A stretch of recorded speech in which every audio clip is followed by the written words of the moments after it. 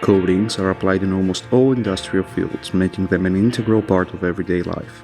Their sustainability in terms of energy and resource conservation, as well as waste minimization, is of high importance, while also involving the use of renewable and non-toxic materials.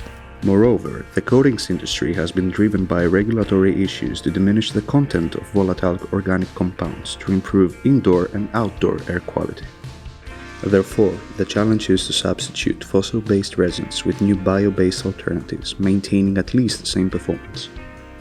Following this need, the LIGNICOAT project intends to lead the way for lignin utilization as a basis for the production of bioresins for coating applications. Lignin is the second most abundant material in nature and an underutilized product with a high potential to provide not only economic returns but also environmental benefits when targeting value-added products.